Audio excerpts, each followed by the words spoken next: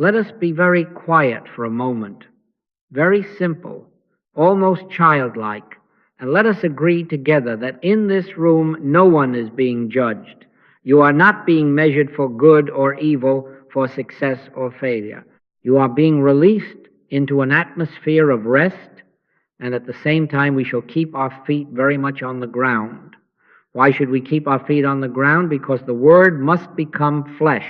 It will not be enough for us to float away on a beautiful idea and then return to a quarrel at the checkout, a panic over a missing object, or a mouth that speaks before wisdom has arrived. And the Word was made flesh and dwelt among us. That is our standard, our proof. Not that we had a lovely thought, but that the presence translates as visible harmony in ordinary affairs. We are not speaking of two different worlds, a spiritual one to be admired in a meeting like this, and a human one to be endured when we go home, but two concepts of the same universe. One concept judges by appearances. The other yields to the invisible that governs appearances. And so it is, the proof of our realization is found at the places where we would least expect to be spiritual. At an overcharged register, in the frantic search for a lost item, at a tense meeting where personalities line up as if for combat. If truth cannot govern there, it has not yet come to life in us. If we can chant verses and then wage war at the counter, we have not yet paused long enough to let the Father within go before us to make the crooked places straight. Here is the simple hook, the plain way, and you may prove it. Pause first.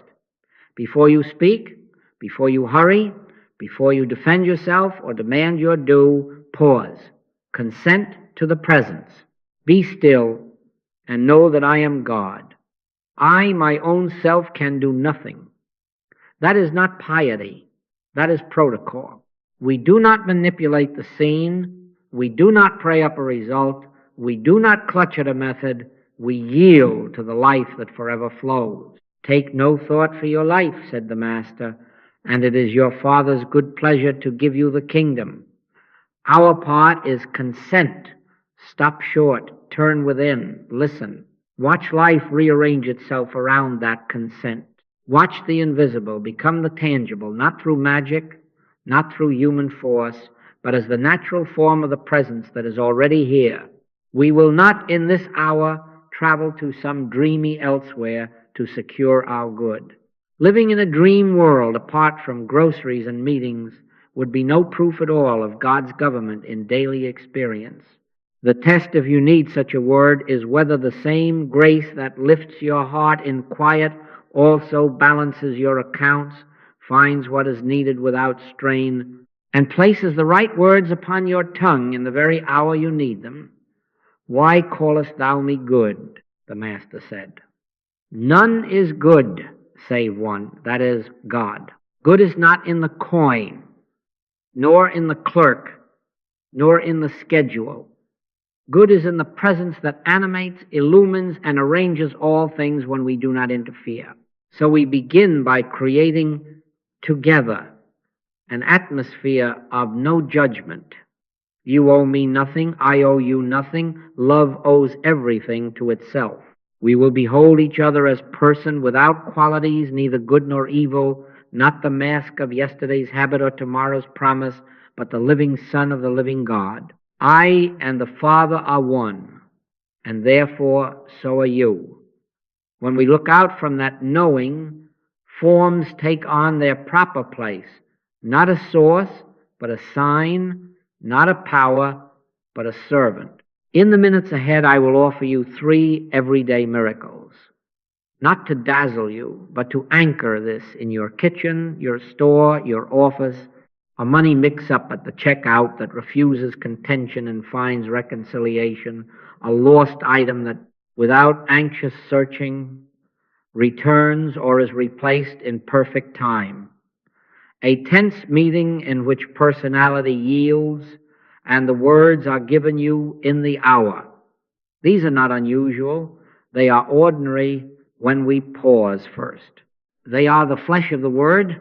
They are the quiet evidence that when we take no thought, When we consent, and behold, the presence goes before us, and the visible rearranges itself to declare what has always been invisibly true. Let us begin here in this stillness and keep our feet on the ground.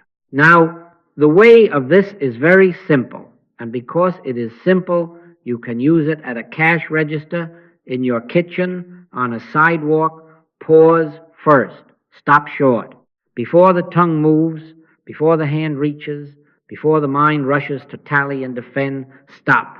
Withdraw judgment from the scene, neither good nor evil, and turn within. Be still and know that I am God. Not I the personality, not I the clever one, not I the hurt or the hurried, but I the presence appearing as you. I can of mine own self do nothing, said the Master, and we are safe only as we agree with him. Let the presence go before you to make the crooked places straight. Let what Scripture calls the angel of the Lord go on ahead of your feet and your words, and you will find you were never meant to live by reaction, but by revelation. You ask, how do I do this in a hallway, at a counter, with someone waiting? In a very natural way, take 3 relaxed breaths, no ceremony, just a soft drawing in and a gentle release, 3 times. Let the shoulders soften, the jaw unhook, the eyes rest. Then lower your attention, not to a spot in anatomy, but to the inner chamber of your own being, the heart, if you like that word, where the sense of I is most quiet. In that stillness, offer the simplest consent. Here I am. Or if Scripture rises, let it rise. Speak, Lord, for thy servant heareth. Do not try to think a holy thought. Do not strain to feel a thrill. Consent. And in that consent, wait a breath or two. Often you will discover there comes a release, a softening, an untying on the inside, and you will know that the presence has taken the lead. Sometimes you do not feel a thing, and yet you have consented, and that is enough. This is not positive thinking. This is not the mind trying to push a favorable picture against an unfavorable picture. We do not hypnotize ourselves into cheerfulness, nor do we try to hypnotize the clerk into agreement. We do not attempt to send thoughts into a situation as if thoughts were projectiles and people were targets, and we certainly do not impose our will upon the scene as if human determination were God. No, we take no thought for the issue. We release the issue. We open the gate and stand aside while the river of life goes where it will. To repeat it, I of my own self do nothing. The Father within me, he doeth the works. If you must have a picture, let it be this. You are a doorway, not an engine. The function of a doorway is to be open. How will you measure whether you have done it right? Not by results at once. Results are like the blossom. Consciousness is the root. You measure by peace first. The peace of God, which passeth all understanding, shall keep your hearts and minds. If the register still seems tangled for a moment, but there is peace, you have succeeded. If the lost thing has not yet appeared, but anxiety has let go its grip, you have succeeded. Fruitage follows consciousness, and when peace leads, forms will, in their own order, declare that leadership. Seek ye first the kingdom of God and his righteousness, and all these things shall be added unto you. Seek the presence, not the outcome, and let the outcome be found already governed. Practice this as you would breathing itself in little moments, many times a day. Before you enter a room, stop short. Before you answer a text, before you correct a mistake, before you place a call, pause. 3 soft breaths. Here I am. Wait 1 heartbeat beyond your habit, and notice whether there comes a word or a silence or an impulse to do nothing for now. If a word is needed, it shall be given you in that same hour what ye shall speak. If a step is required, you will find your foot already moving in that direction, And if in that instant you are to stand still, you will discover the stillness has become your shield and your guide. So it is. This is not a trick for emergencies only. It is a way of being in the world while not being of it. It is the manner in which the Word is permitted to walk ahead of your words and the presence to order your steps. Pause first and let the inner presence precede every word and act. Make that your protocol, your habit, your quiet, yes. Then watch, not with strain but with gratitude, as the invisible governance shows on the screen of daily life, sometimes quickly, sometimes slowly, but always in proportion as we consent. And therefore we move into our affairs unhurried, judgment withdrawn, doorway open, and the assurance of Scripture in our hearts. I will go before thee and make the crooked places straight.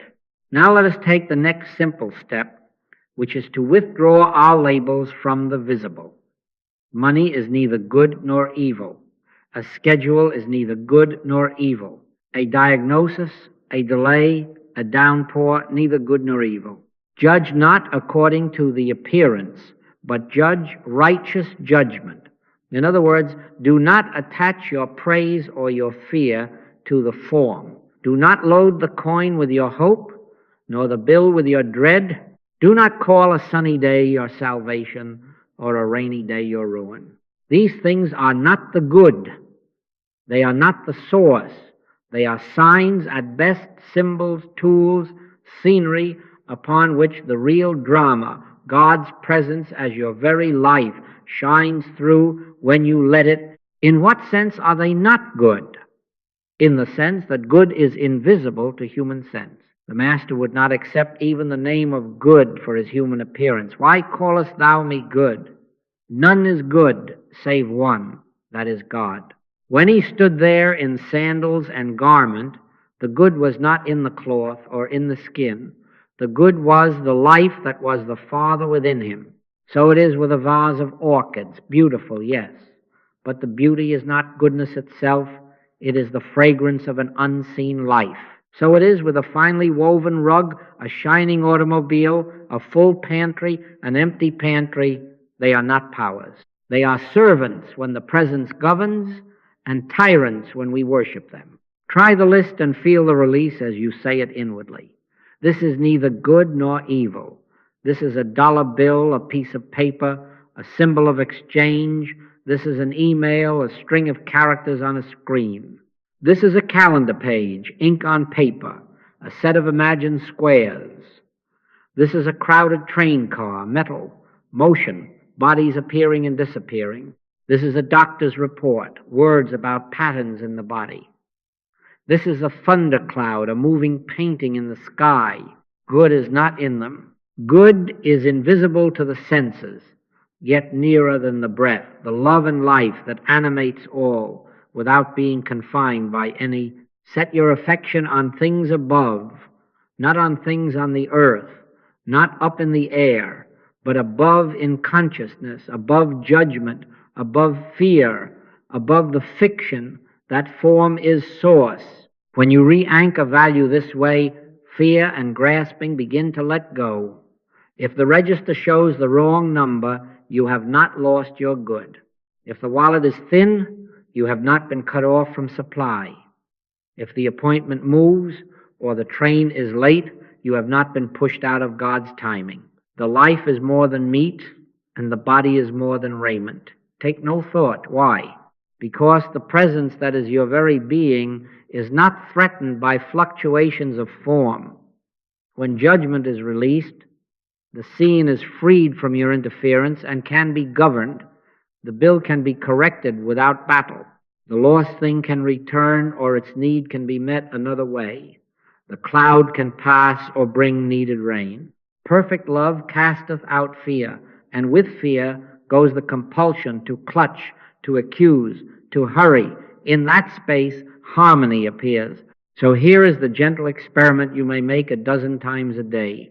When an object, a sum, an email, a face rises before you, silently say, neither good nor evil, Behold it as a thing without power, and in the same breath behold the presence as all power. Be still and know that I am God. If a phrase rises, let it be this: Father, glorify thy name in this. Not fix my picture, but glorify thyself. Watch how the shoulders drop, the breath deepens, the inner door swings on open hinges. In that atmosphere, the angels go before you, the functions of your own awakened consciousness, making the crooked places straight, turning numbers into honest numbers, schedules into right timing, rooms into sanctuaries. We do not love less the beautiful rug or the helpful tool. We love them rightly as effects, not causes. And in loving rightly, we find our hands free, our hearts quiet, and our affairs subject to an order that does not come and go with the weather. Now let us bring the same seeing to the highest and the nearest of forms to persons. Persona means mask. In the old theaters, they held a carved face in front of their own, and through its mouth the voice sounded persona. Every one of us has learned to wear a mask, clever or dull, generous or tight-fisted, efficient or slow, agreeable or prickly. Those are qualities. They come and go like costumes, and they are neither good nor evil. The self that you are, the self that your neighbor is not a quality. I and my Father are one. That is identity. All that the Father hath is mine. That is identity. Christ in you, the hope of glory. That is identity. If we will behold one another at that level, the channel opens and the presence acts through everyone involved. Try it where it seems least likely. The clerk who appears impatient, the boss who appears overbearing, the family member who appears forgetful. Withdraw your label and lay down your verdict. Do it silently. Do it with love, neither good nor evil. This is a person without qualities. This is the life of God appearing as this one. Henceforth know we no man after the flesh. You are not called upon to reform a temperament or to stroke an ego. You are called to behold, and behold with the same spirit you heard from the Master to the accused woman, neither do I condemn thee, not praising, not blaming, releasing. In that atmosphere, true identity breathes. You may ask, does this mean I ignore bad behavior? No, we are not asked to be blind. We are asked to see rightly. We do not pretend that rudeness is courtesy. We refuse to accept rudeness as identity. We do not enthrone charm as virtue. We refuse to let charm hypnotize us into worshiping a personality. Why callest thou me good? None is good, save one, that is, God. Praise can be as binding as blame, because it fixes a mask in place and makes the wearer fearful of losing it. Love does not need your flattery, and your neighbor does not need your verdict. Love needs only a clear window through which it can behold itself. Make a little list in your mind as you go through your day and feel the freedom as you say it. This is neither good nor evil. This is not a difficult boss. This is God's beloved seen through a tangle of habit. This is not a careless child. This is innocence itself, forgetting for a moment its own light. This is not a rude clerk. This is the Christ, my very self, unrecognized by me until now. And because God is no respecter of persons, because the presence does not prefer one mask to another, you need not prefer one or resent another. You stand in the middle without judgment, and the scene is free to be governed. I have watched, and you will watch, what happens in that instant. When we stop beholding qualities, people often slip free of them. The voice that was harsh finds a quieter register without your argument. The man who never listens hears a sentence he needs and thanks you without knowing why. The teenager, labeled defiant, drops his shoulders. He is no longer holding up a mask against your condemnation. The very same soul who 20 minutes ago seemed set against you is suddenly your ally, not because you won a point, but because you stepped out of the arena and let the presence go before you. This is not suggestion. It is non-judgment. It is not will. It is willingness. Judge not according to the appearance, but judge righteous judgment, which is to say, with the eyes of the heart. Practice now, and in the places that usually provoke reaction. Before you answer the email, before you step into your supervisor's doorway, before you call your sister back, pause. 3 soft breaths. Here I am. And then behold, person without quality. If words are required, it shall be given you in that same hour what ye shall speak. And the tone will not come from your pride or your fear, but from the one life speaking to itself. If no words are required, your silence will be a healing presence, and it will do more than your best speech could have done. Beholding in this way is not a technique for managing people. It is a way of honoring God. What you honor governs you. If you honor the mask, you will live by masks, yours and theirs. If you honor the Christ, you will live by Christ, yours and theirs. And so it is that at a register, in an office, around a table, we create an atmosphere where no one is praised for their performance and no one is condemned for their lapse. In that atmosphere, identity is remembered. The angels of your awakened consciousness go before you, making the crooked places straight, not only in numbers and schedules, but in faces. And when the mask drops, you will see your neighbor as you would be seen, the living Son of the living God. Then the Word is ready to become flesh through both of you. Let us place ourselves very simply at a checkout. The cart is light. You have chosen only what was needed. The beep of the scanner, the small talk, the shuffle of a bag, ordinary sounds. Then up on the screen appears a number that does not belong to your purchase, a charge twice for the same item, a discount that did not register, a total a little higher than the tally in your head. Behind you, a small line has formed. Someone sighs. The clerk looks tired. The tape spits its symbols. Immediately, something in us is on its feet. The inner lawyer, the little accountant, the protector of pennies and pride, ready to argue, ready to correct, ready to defend your right. The breath tightens, the jaw sets, the tongue prepares its case. Do you know that moment? Everyone does. And in that very moment, because we are lovers of the Word, we will try an entirely different government. Stop short. Before one syllable leaps past your teeth, halt inwardly, as if you had come to a holy threshold. 3 soft breaths. Here I am. Not in a display of piety, not with eyes rolled heavenward in a sermon for the clerk, but in the simplest consent. Be still and know that I am God. I can of mine own self do nothing. Let that be the order of the scene. Money is neither good nor evil. Numbers on a screen are neither good nor evil.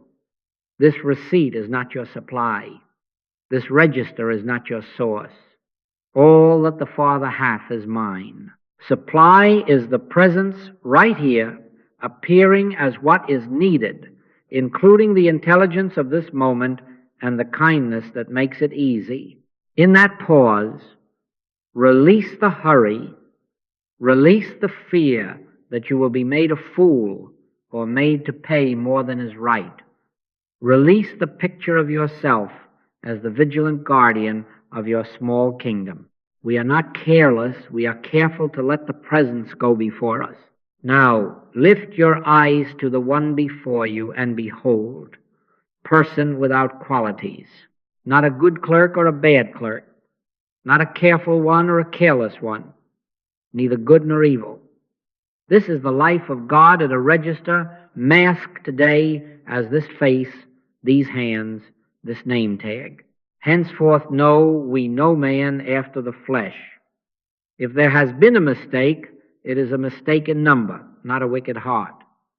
If there is a delay, it is a minute on a clock, not a personal insult. Neither do I condemn thee. Let that atmosphere be your gift. Release this one from your verdict and from your need to praise. If they fix it, for praise also binds a mask to a face. Simply behold, and in that beholding feel your own face soften. The presence has room to act only where judgment has been withdrawn. As you stand in that consenting quiet, inquire without strain. What now? If words are required, let them be given you in that hour, for it shall be given you in that same hour what ye shall speak.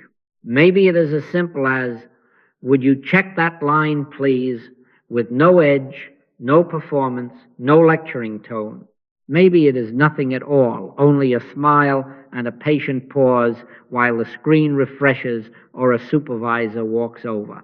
Maybe it is an inner nudge to step aside and let the line pass while the matter is sorted. No defeat in it, no loss, only the presence ordering steps.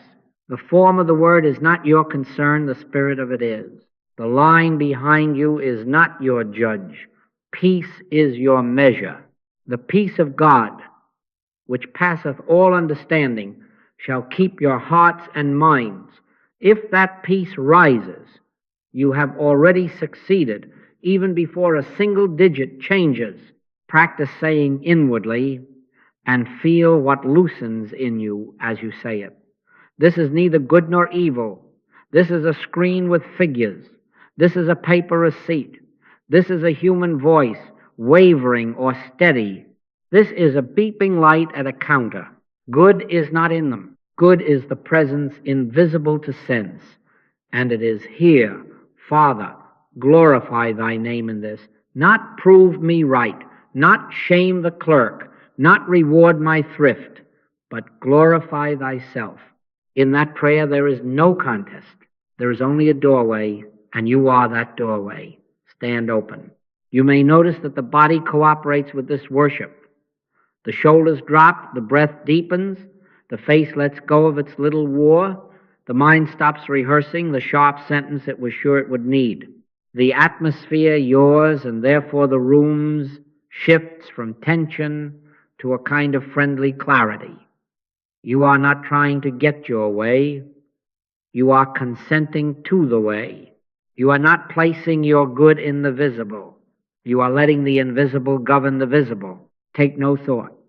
Why? Because the one who goes before you, what Scripture calls the angel of the Lord, is already in this aisle, already in this keypad, already in this conversation.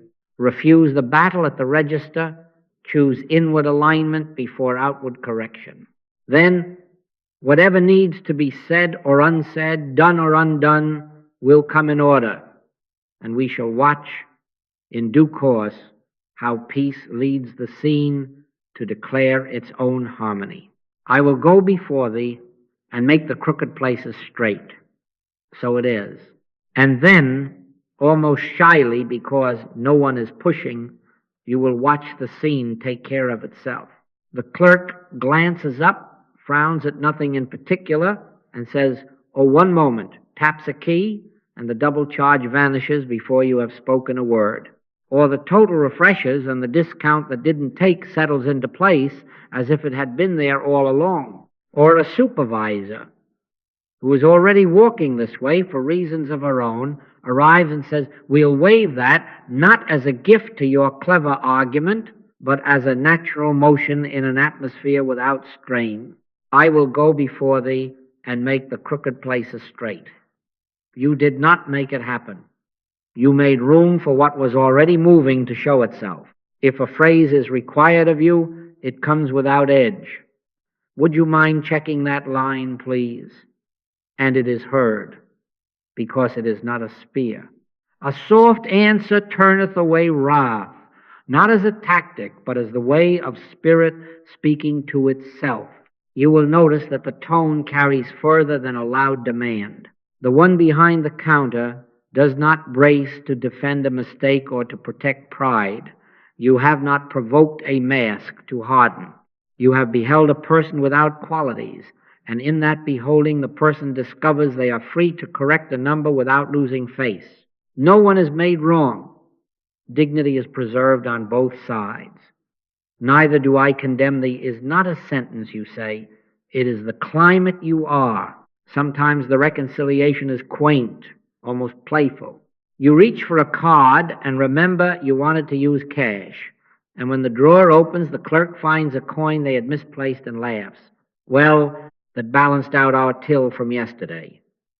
Or you put your hand in a pocket you did not think to check and touch exactly the dime that rounds the total. And a stranger behind you smiles and says, "Here, I've got the penny," and presses it into your palm as if that were the most normal sacrament in the world. Or an old store credit you had forgotten appears on the screen and the balance falls into rightness without your arranging it. Your Father knoweth what things ye have need of before ye ask him. Registers reconcile themselves because consciousness has been reconciled to peace. Notice what is absent. There is no winner and no loser. There is no story to tell about how you manifested a discount or bent the universe to your will. We are not speaking of might or of mental force. Not by might nor by power, but by my Spirit, saith the Lord. We took no thought to add or to subtract. We withdrew our fear and our pride and stood open. The presence went before us, and forms, which are neither good nor evil, took their right place as servants of that presence. You did not get your way. The way got you, and through you touched a counter, a screen, a human heart. There is a sweetness after such an incident, and you will recognize it. The breath is easy. The clerk's thanks is simple, not fawning. Your thanks is simple, not superior. If someone in the line had sighed, they now relax as if a small weather front had passed and the air had cleared. You leave with what is correct, but more than that, you leave with your neighbor unburdened by your judgment and yourself unburdened by your righteousness. The peace of God, which passeth all understanding, shall keep your hearts and minds. It has kept this moment, so we draw the lesson quietly and carry it forward. When peace leads, forms align.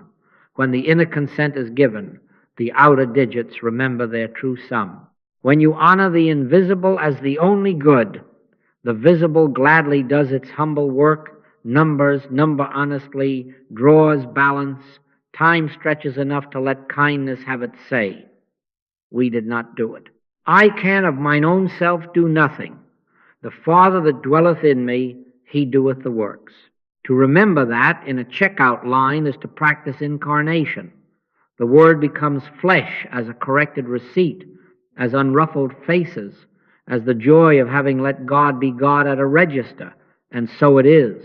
And now another ordinary scene, so ordinary that it happens to saints and skeptics alike. You are at the door with a hand on the knob, and the keys are not in the bowl. You reach for the pocket that always holds them. It is empty. You go to the counter where the ring always sleeps when you wash the dishes. The dish is there, and the ring is not. You glance at the wrist and feel a hollow place where the watch belonged a moment ago, and in that hollow place the mind tries to pour a story. It is gone. I have lost it. What will this cost?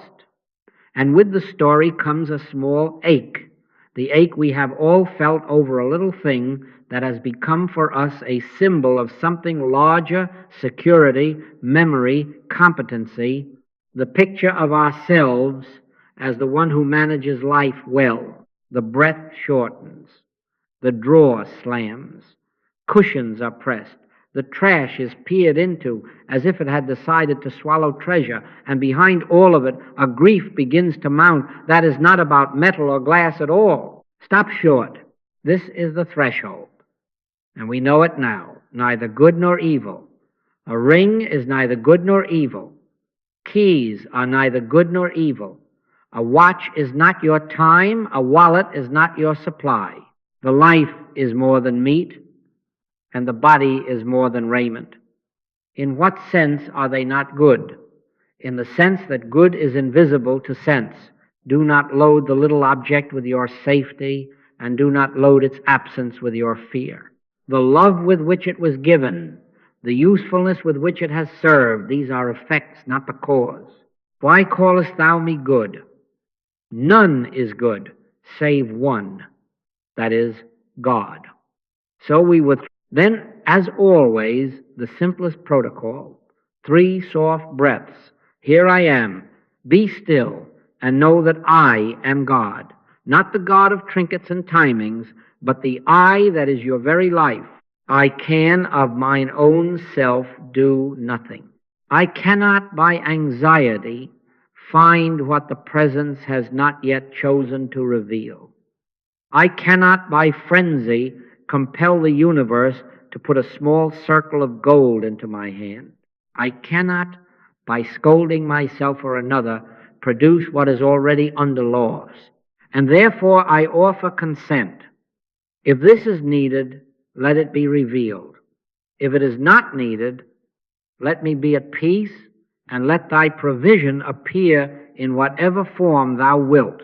Father, glorify thy name in this, not my possessiveness, not my pride, not my picture of how this hour must be. Your Father knoweth what things ye have need of before ye ask him. In that consent, notice what loses its hold. The compulsion to ransack the room, the urge to accuse a spouse, a child, the dog, the universe, the old sentence, I always lose things, which is nothing but a mask you do not have to wear. Person without qualities includes you. You are not a careless one, nor a meticulous one. You are the life of God appearing as you.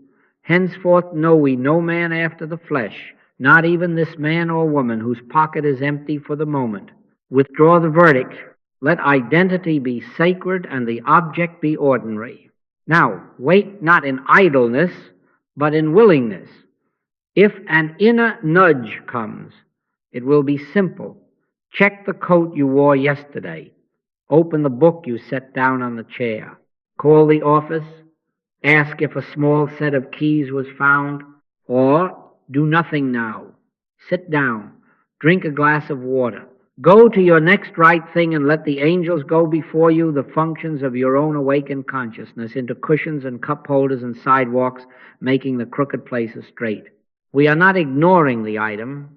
We are refusing to enthrone it. Be careful for nothing, but in everything, by prayer and supplication with thanksgiving, let your request be made known unto God. And thanksgiving, in this case, is for the peace that leads before a result appears. There is nothing covered that shall not be revealed, neither hid that shall not be known. Take that not as a whip of fate, but as a promise of order. If this object belongs with you, it will find its way in an orderly universe governed by presence. If its work with you is complete, another form will serve, and you will be kept. The Lord is my shepherd, I shall not want. Make that your atmosphere now, in the kitchen, by the door, in the corridor, where you stand half-turned with a choice to make, to panic or to praise, to ransack or to rest, to clutch or to consent. Peace first. Let the presence reveal, restore, or replace, without anxiety. Then, as with digits on a register, forms will declare the government you have chosen within, and you will recognize the sweetness of a life that does not depend on finding a small thing to keep a great peace. And so it is. Then, almost as if the room itself exhaled, there comes a thought, not a hunt, not a scheme, just a gentle directive as unnoticed as a bird's shadow on the wall. Check the inside pocket of yesterday's coat. Open the little drawer where you never put them. Look beneath the car seat, not with a pry, but with a glance. Lift the folded towel. Slide your hand into the side pouch of the bag, and there it is quietly where it is, as if it had been waiting for you to be still enough to see. You recognize the atmosphere of it. No triumph. No I found it parade. Only the same presence that silenced the scramble now lets the eye fall upon the ordinary place. In quietness and in confidence shall be your strength. He leadeth me beside the still waters. You did not manufacture a path. You heard one step. Before they call, I will answer, and while they are yet speaking, I will hear. So it is. Sometimes it is not even your hand that closes on the thing. A child wanders through the room, opens a small palm, and says, "Is this what you were looking for?" A neighbor texts, "Found a key ring on the sidewalk. Looks like yours." The store you left pages you. A watch was turned in and has your initials on the back. Or, more prosaic still, you brush your sleeve and hear the small clink on the floor, and you laugh because you had shaken that very sleeve 5 minutes ago under the government of anxiety. Your Father knoweth what things ye have need of before ye ask him, not before you ransack, before you ask. The government has shifted from grasping to guidance, and the forms answer to the governor.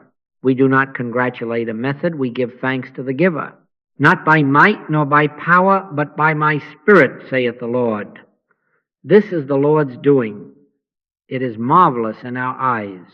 And there are the tender variations in which the object does not return, and yet you are not left without. A spare set appears in the back of the drawer you did not think to open. A locksmith who just happened to be on the block replaces without delay. A colleague offers, unasked, to drive, and the appointment that demanded your punctuality writes a cheerful note to say, "Let's move this to tomorrow." A ring is not found, but a memory loosens its possessive ache and becomes a sweetness without metal.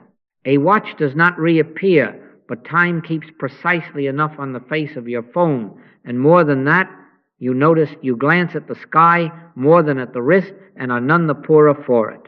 Or a friend says, "We have an extra, please take it." And you see how simple generosity is when you are not clutching. Seek ye first the kingdom of God and his righteousness, and all these things shall be added unto you. The adding is not always as the mind pictured it, but it is always kind, always sufficient, and often so effortless that you blush to remember the storm you were about to raise over a little thing. The Lord is my shepherd, I shall not want. Want dissolves because government has returned to its rightful place. What then is our thanksgiving? It is not an idol's hymn to a recovered trinket. We do not bow to a ring or to a key as if the good were in the metal. We remember the source and bless the form as servant. We hold it lightly because we were taught, freely ye have received, freely give. If it is found, we bless its use and put it by without superstition. If it is replaced, we bless the one who gave, and if someday another needs it more than we, it will be simple to let it go. And if for a time no object returns, we remain in peace, for the good was never in it. The peace you discovered is not a technique's prize. It is your life remembering its origin. You will notice, too, how identity is protected in this atmosphere. No one is made a culprit. You are not the one who always loses things.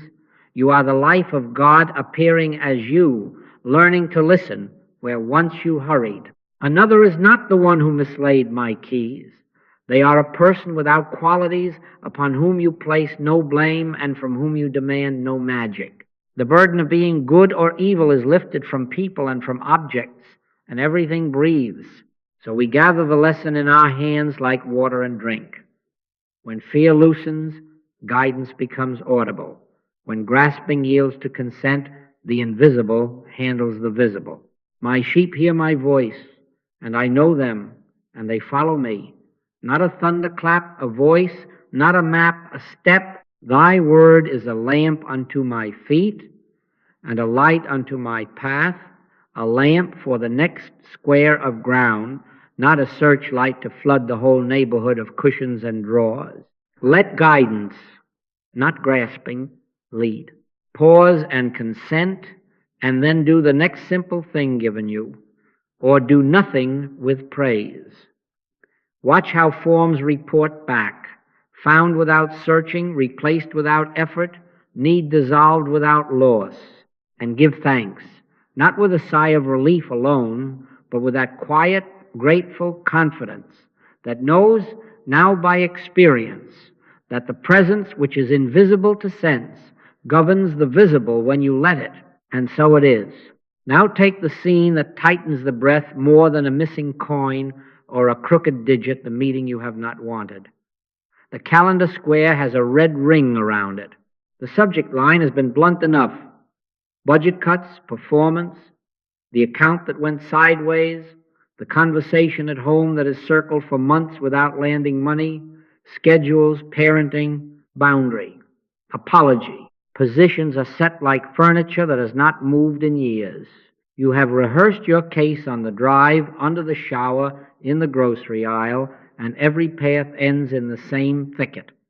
I will say this, they will say that, and then I will prove. Hear the mind's drum, it quickens, and with it the small lawyer inside unrolls its papers. Beloved, this is the very threshold at which the presence would teach us a new government. Stop short before you cross that threshold. In the hallway outside the conference room, in the elevator alone for 20 seconds, in the driveway before you turn the knob, pause, 3 soft breaths. Here I am, not the one who must win, not the one who must defend, not the one who must fix. Be still and know that I am God. I can of mine own self do nothing. Take that literally now. I cannot, by cleverness or by stored up sentences, bring forth the right outcome. Take no thought how or what ye shall speak, for it shall be given you in that same hour. Do you see what mercy there is in that? You are relieved of the burden of carrying your own weather into this room. Lay down every rehearsed paragraph as you would set down a heavy bag and feel the hand open by itself. Then revalue the visible. An agenda is neither good nor evil. A spreadsheet is neither good nor evil. An email trail is neither good nor evil. They are symbols, and they will serve the presence or they will serve fear according to what governs you. In the same instant, revalue the people. This is not a difficult boss, not a stubborn partner, not a brittle sibling, neither good nor evil, person without qualities. Henceforth know we no man after the flesh. Withdraw your old titles, the scrapbook of incidents you have kept, the adjectives you have worn thin with use. Do not enthrone charm as virtue, nor carve rudeness into stone. Let identity be holy ground. This one is the life of God appearing as this one. God is no respecter of persons. You need not prefer an ally, nor brace against an adversary. Remove the mask silently, not with performance or announcement, and feel the air clear in your own chest. Neither do I condemn thee, not a sentence to fling, but a climate to bring. Now consent. Give the meeting away upward, inward before it begins. Presence, go before us. Prepare minds and hearts. If words are needed, give them. If silence is needed, keep me. Set a watch, O Lord, before my mouth. Keep the door of my lips. Not my will, not my picture of how fairness must look, not my sequence of points, but thine. I will go before thee and make the crooked places straight. Let that not be poetry, but a practiced reliance. Angels, the functions of awakened consciousness, go before us into chairs and across tables to do what we cannot. You are not abdicating responsibility. You are relocating government. You are not being passive. You are being permeable. Enter the room, then, not as a personality with a case, but as an atmosphere. Feel what that means in the body. Shoulders unarmed. Face without performance. Pace unhurried. Sit down as one who is not there to triumph or to be defeated, but to bear witness to a different center. Peace be to this house, you say inwardly, because the Master taught us to bring peace first, not as a reward, but as a cause. Blessed are the peacemakers, not the peace pleaders, not the avoiders of truth, but those who carry an atmosphere in which truth can speak for itself. A soft answer does not turn away wrath because it is soft. It turns away wrath because it is not a mask meeting a mask. It is the presence recognizing itself. During the talk, bobs may fly, habits may play, their old films, and the first draft of your old speech may leap to its feet inside you. Pause again inside the pause. Neither good nor evil. This sentence is neither good nor evil. This facial expression is neither good nor evil. Judge not according to the appearance. If you are given a word, let it come on the breath that found you in the hallway. If you are given no word, do not fear silence. It is sometimes the only language fear can hear. It shall be given you in that same hour what ye shall speak, and as often it shall be given you not to speak. Either way, you have refused to become a combatant. You have chosen to be an atmosphere. You are not trying to change minds. You are consenting to a mind that knows. Hold that inner stance and do not look for signs too soon. We are not bargaining for outcomes. We are practicing incarnation. Let the word become flesh as a tone, as an unhurried pace, as eyes that behold a person without qualities across a table full of papers. The rest is not in your hand. That is not helplessness, that is worship. Father, glorify thy name in this, and having prayed it, sit simply in it, and we shall see when it is time to see what a room becomes, when one presence refuses to be a personality and becomes instead a place where God can be God. And then, as if someone opened a window in a stuffy room, you discover the weather has changed without a speech about weather. The temperature of voices drops a degree. The eyes that were fixed hard on positions lift and see faces again. A new option, which no one had on their list, appears in the center of the table as natural as a cup of water. We could extend 30 days and revisit. Or, what if we split this into two phases? No one performs cleverness. No one brandishes a precedent. A simple delay arrives like a courtesy from time itself, or a sentence lands in the room that is not yours or theirs so much as it is ours.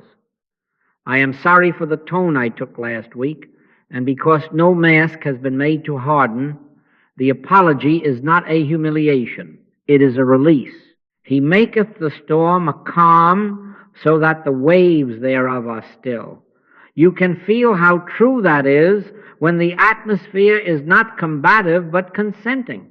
When words are given, they are few and they are heard. Not lectures, not footnotes, just the exact phrases that belong to this hour. It sounds as if this deadline is too tight. What time would be honest? I hear the fear under that. Thank you for naming it. I may have hurried past your concern. Forgive me. How do such words come?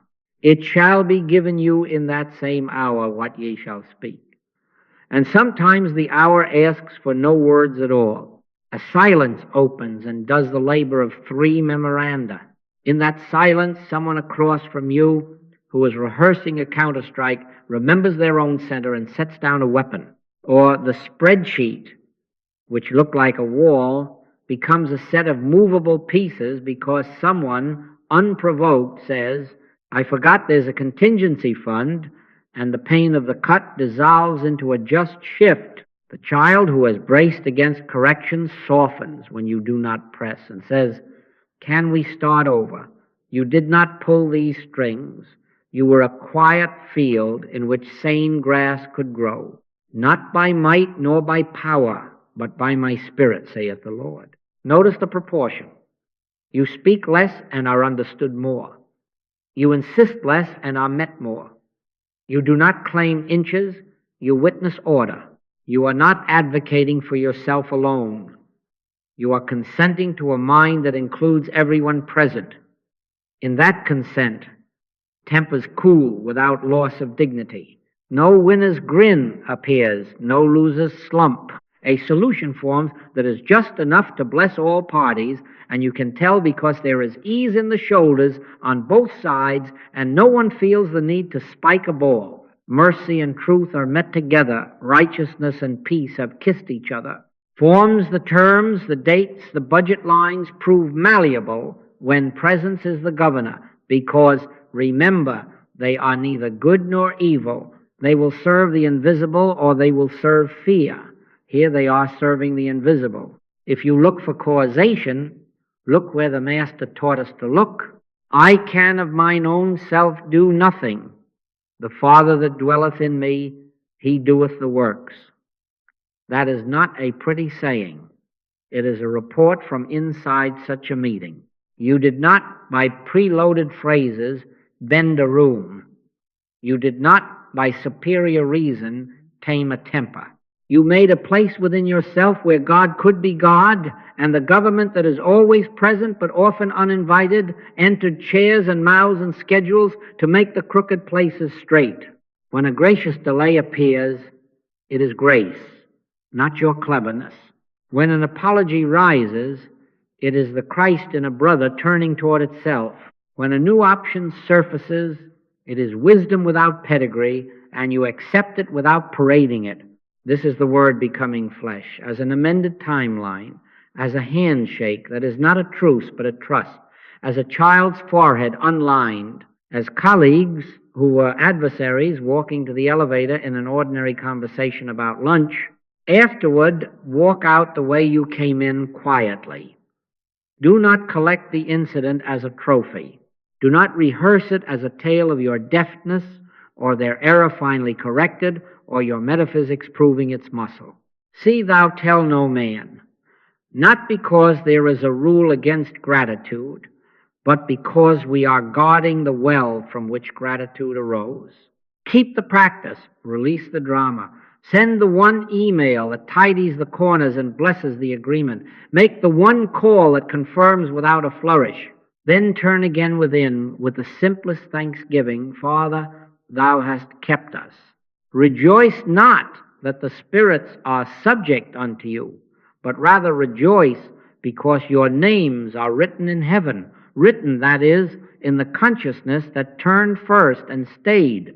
Let that be the only story that grows a habit of pausing, consenting, and beholding, so that harmony keeps appearing without triumph or defeat, and dignity is preserved not as an achievement but as the natural dress of those who live under presence.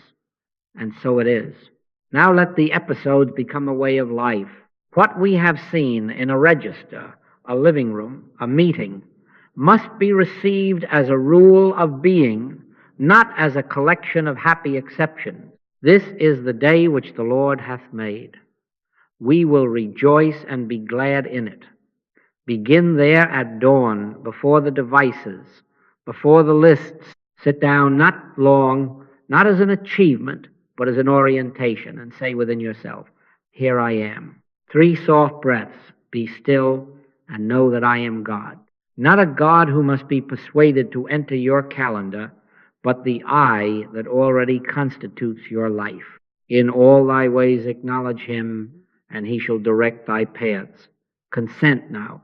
Father, glorify thy name in this day. I can of mine own self do nothing. Let thy presence go before me into emails and errands, into doorways and deadlines, making the crooked places straight. Do not attempt to populate the prayer with outcomes. Simply remember who governs here and yield. Then let the day be strung with beads of the same silence micropauses, so small that no one sees them, and yet the whole hour is changed by them. Before you answer a text, pause. Before you press send, pause. Before you pick up the phone, pause. Before you say yes or no, pause. 3 breaths becomes a reflex, like reaching for the knob, only now your hand reaches first for the presence.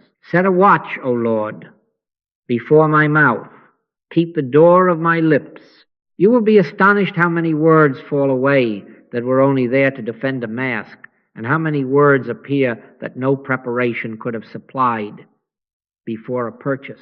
online, or in a shop pause. A cart is neither good nor evil. A sale is neither good nor evil. Take no thought for your life does not mean neglect.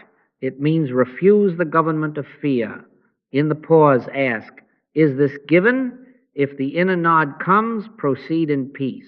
If it does not, close the tab and let sufficiency reveal itself by another route. Make the grocery line your small sanctuary. While the scanner sings and the child in the next cart rubs tired eyes, bless without judging, neither good nor evil. This price is neither good nor evil. This delay is neither good nor evil. This clerk is not a slow one or a cheerful one. This is a person without qualities, the life of God appearing as this one. Henceforth know we no man after the flesh.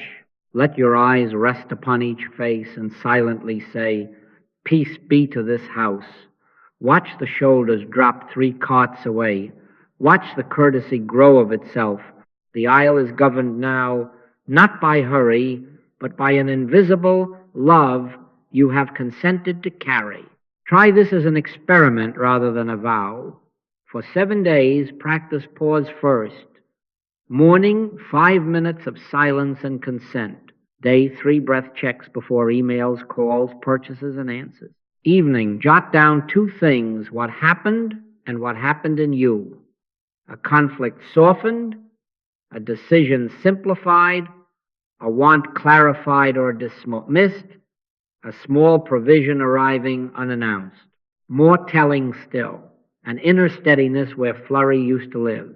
Pray without ceasing, not as a marathon of words, but as a rhythm of remembrance. At the end of the week, read the notes and see whether the government of the invisible has not begun to appear in visible ways, and extend the ethic where it is most needed. Do not reserve non-judgment for the easy faces. Spend much more of it on the ones who resist you and the ones you resist. If ye love them which love you, what reward have ye? Bless them that have not earned it from you. Behold Christ where you least expect to find him, in the loud colleague, in the terse email, in the neighbor who parks where you think no car should ever be. Judge not according to the appearance, but judge righteous judgment. Righteous judgment sees identity first and waits for forms to come into line. You will notice that your atmosphere becomes a permission for others. As you withdraw praise and blame the twin tyrants from yourself and from your neighbor, they feel it. They are not being judged in this room, and therefore they are set free in their own identity. Children, stop acting the part you wrote for them. A spouse lays down a defense that had hardened for years. A team relaxes into sanity. Where the Spirit of the Lord is, there is liberty. This is not charisma, it is climate. You are not performing virtue, you are carrying government.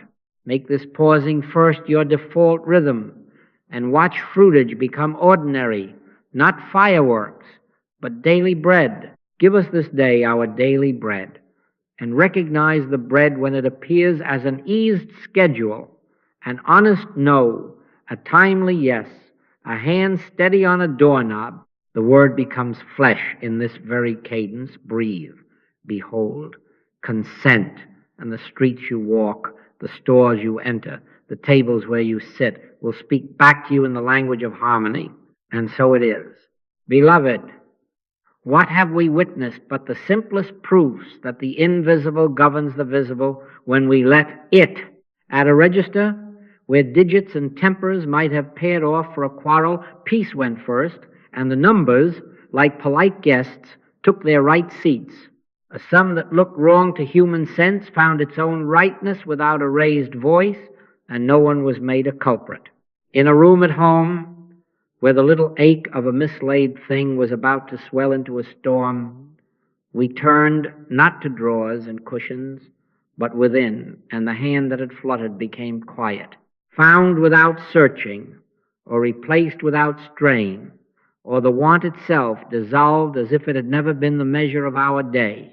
And in the room where the wills of men and women often test their edge, words were given in the hour, or silence was given, and harmony appeared without a winner or a loser. The same thread runs through all three. The presence went before you and made the crooked places straight. What is constant? This. We turn within first. We withdraw judgment from the forms and from the faces, neither good nor evil.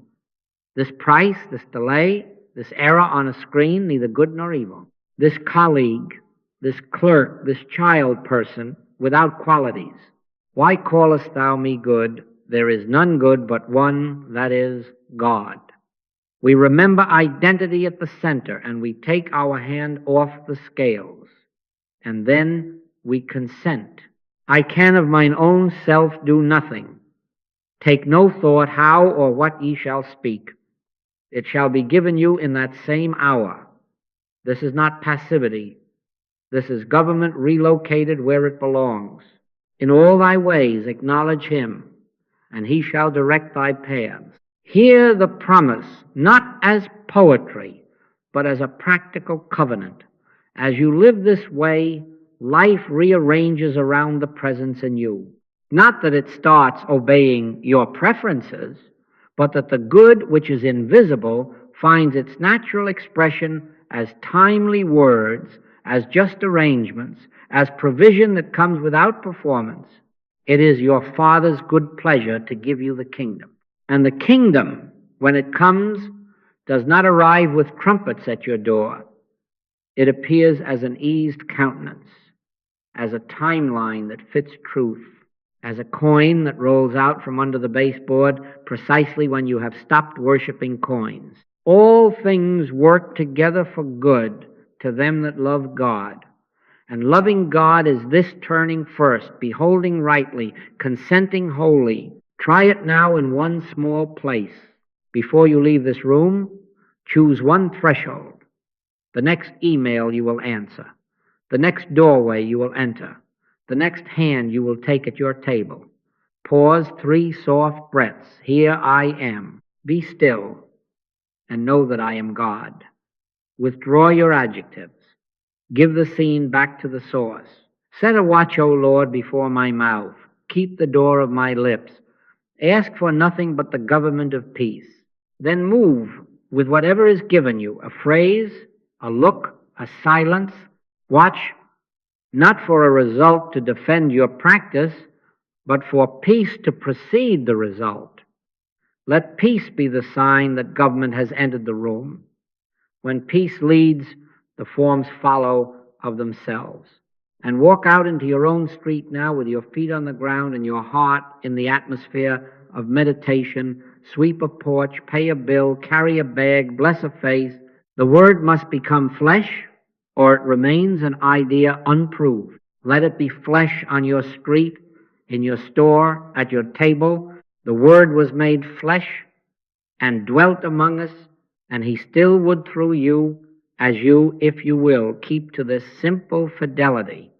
Pause, consent, behold. Do not advertise it. Do not argue for it. Simply live it. And the neighborhood will know, not by your speech, but by the climate that follows you down the block. Lo, I am with you always. Peace be to this house and to the houses you will enter. Thank you, Father, for thy unspectacular faithfulness. The blessing is upon you, not as a decoration, but as your life, and so it is.